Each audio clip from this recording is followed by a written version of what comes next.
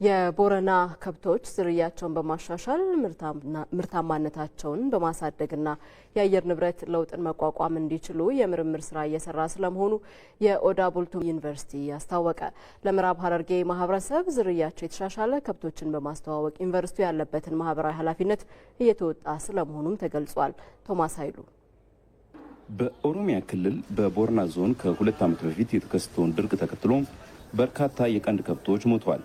የቦረና ከብት የአየር ንብረትን የሚቋቋሙ ዝርያ ያላቸው ሲሆኑ በወቅቱ የተከሰተው ድርቅ ግን ዝርያቸው እንዳይጠፋ ብዙዎች ስጋታቸውን ሲገልጹ ነበር። የኦዳ ቡልቱ ዩኒቨርሲቲ የቦረና ከብት ዝርያቸውን ለማቆየትና የተሻለ ውጤታማ እንዲሆኑ የተለያዩ የምርምር ስራዎችን ይሰራል። የአየር ለውጥ ስላለ ቦረና አካባቢ በጣም ብዙ ተከቷል።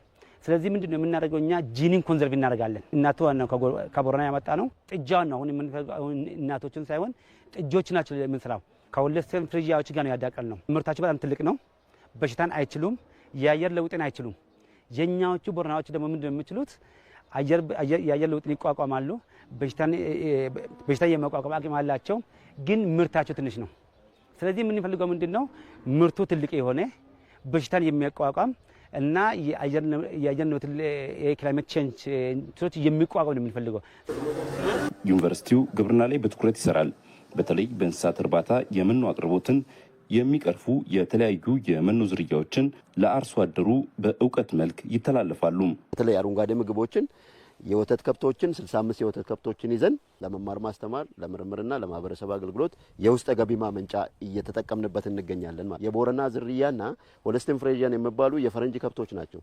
ስለዚህ ሁለቱን በማዳቀል ቴክኖሎጂው በብዛት ማህበረሰቡ ውስጥ እንዲገባ በማድረግ ሶስተኛ ትርፍ እናገኛለን። ምዕራብ ሐረርጌ አካባቢ በድለባ በጣም ይታወቃሉ። ወተትን በመጠቀም በጣም ይታወቃሉ።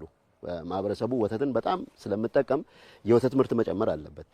ይሄን ድለባ ለማስቀጠልና የወተት ምርቱን ለመጨመርም ደግሞ ዋናው ቅድም ባልኩት መሰረት የመኖ እጥረት አለ። አንድ መኖ ማቀነባበሪያ ፋብሪካ አቁመን አሁን ቴስት አድርገን የግብአት ግዢዎች ላይ ነን፣ ስራ ለማስጀመር ማለት ነው። የዩኒቨርሲቲው ፕሬዝዳንት ፕሮፌሰር ሙክታር መሐመድ አርሶ አደሩ ያለውን ባህላዊ የእንስሳት አያያዝ ዘዴ ተጠቅሞ የተሻለ ውጤታማ ዝርያ የሆነ ከብት እንዲኖረው በማህበረሰብ አቀፍ አገልግሎቱ ዩኒቨርሲቲው እየሰራ ስለመሆኑ ይገልጻሉ።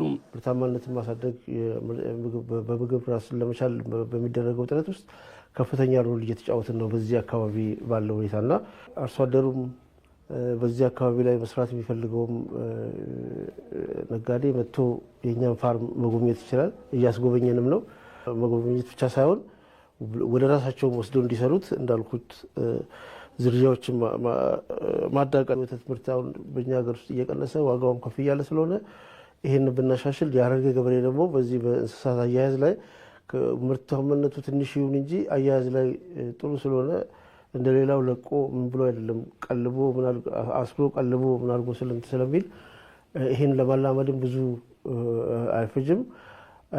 የእኛም ዩኒቨርሲቲ ያው ወደፊት የኛ አንዱ ትኩረት ኤሪያችን አርሶ አደሩ ኦልሬዲ ያለውን የትራዲሽናሊ በባህል በራሱ አሰራር ያመጣቸውን ቴክኖሎጂዎች በማሻሻል በዚህ ኤክሴል ማድረግ ነው።